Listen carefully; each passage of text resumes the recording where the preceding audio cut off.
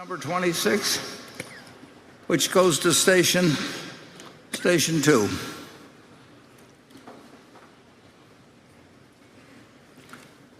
Hi, Warren and Charles. My name is James from Malaysia.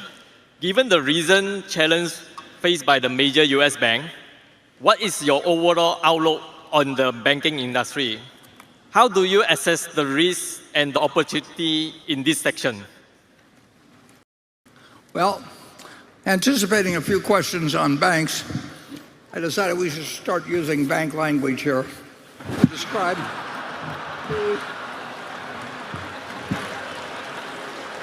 and Charlie.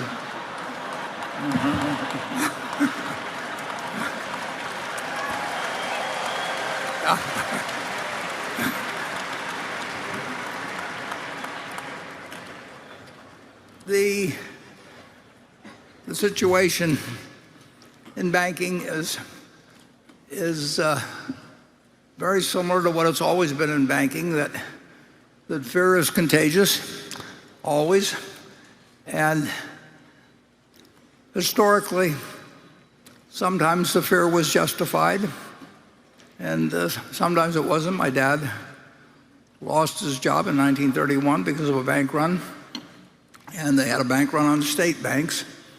And the head of the Omaha National Bank said, well, we're a national bank, and they didn't have a run on the national banks. And of course, they both faced the same problem. So it used to be that if you saw people lining up at a bank, the proper response was to get into the line. And you'd always leave it. And the story is that Sidney Weinberg of Goldman Sachs, during one of the great bank runs back in 1907 or thereabouts, had a job as a runner at Goldman Sachs and asked his boss if he could take the week off. And the boss said, sure, not much is going on anyway. So he got in line, whether it was the Knickerbocker Trust or wherever. And as he got toward the front of the line, he sold his place in line to somebody. He didn't have an account at the bank, but that was an asset. And the banking system has changed so much over the years, and we did something enormously sensible, in my view. When we set up the FDIC, as many as 2,000 banks had failed in 1 year back after World War I. I mean, bank runs were just part of the picture. And if you have people that are worried about whether their money is safe in a bank and all trying to withdraw it, you can't run an economy very well. So the FDIC was very logical. It's got changed over the years some. But here we are in 2023, and we actually see the FDIC pay off at 100 cents on the dollar to everybody, or make it available on all demand deposits. And yet you still have people very worried about their periodically, geographically, all kinds of crazy ways. And that just shouldn't happen. So the messaging has been very poor. It's been poor by the politicians, who sometimes have an interest in having it poor. It's been poor by the agencies, and I'd say it's been poor by the press. I mean, you shouldn't have so many people that misunderstand the fact that although there may be a debt ceiling, it's going to get changed. Although there's a $250,000 limit on the FDIC and the US government and the American public have no interest in having a bank fail and have deposits actually lost by people. We had a demonstration project the weekend of Silicon Valley Bank, and the public is still confused. So it's something to have a law that was passed in a law that became effective in 1934, although modified in some ways, not understood about something as important as the banking system. I don't think the American public is that dumb. And I made that offer over in Tokyo, incidentally, that I haven't heard from anybody that wants to take up my $1 million bet on on whether the public will lose money if they have a demand deposit at a bank, no matter what the size. So that's the world we live in. It means that a lighted match can turn into a conflagration or it can be blown out. And who knows what will happen. And we don't have any worry. We keep our money in cash and treasury bills at Berkshire because we keep 128 billion or whatever it was at the end of the quarter. And we want to be there if the banking system temporarily even gets stalled in some way.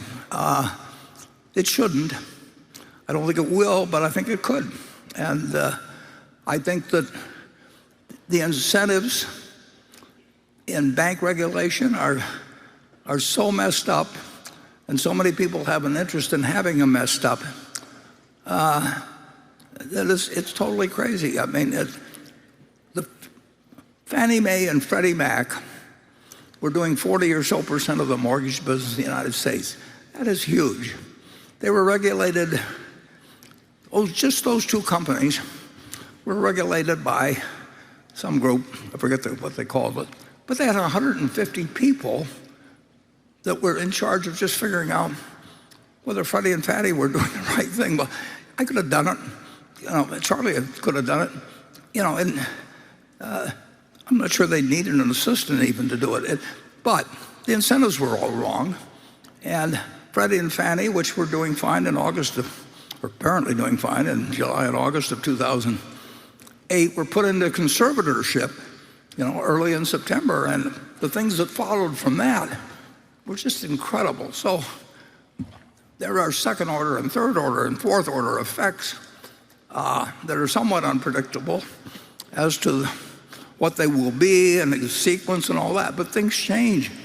And if people think that deposits are sticky anymore, they're just living in a different era.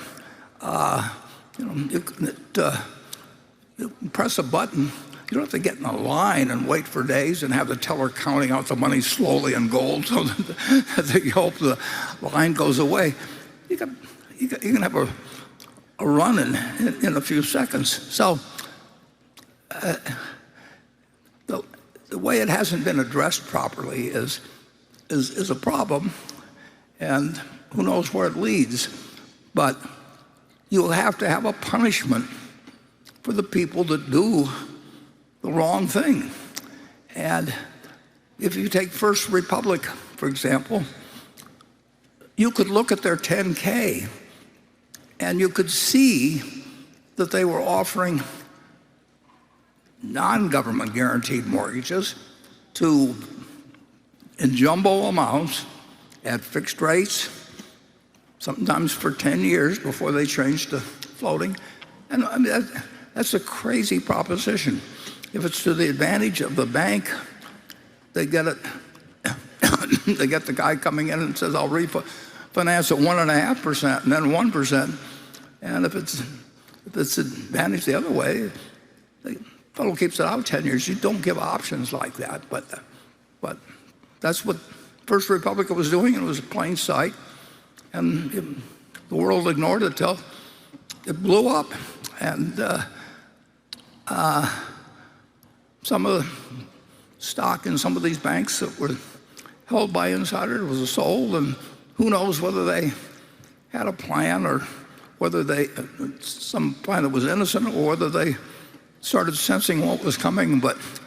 But you do know that the directors are not going to be able to read some book or anything like that, but they do have the ability to hold the CEO accountable. The CEO gets the bank in trouble. Both the CEO and the directors should suffer.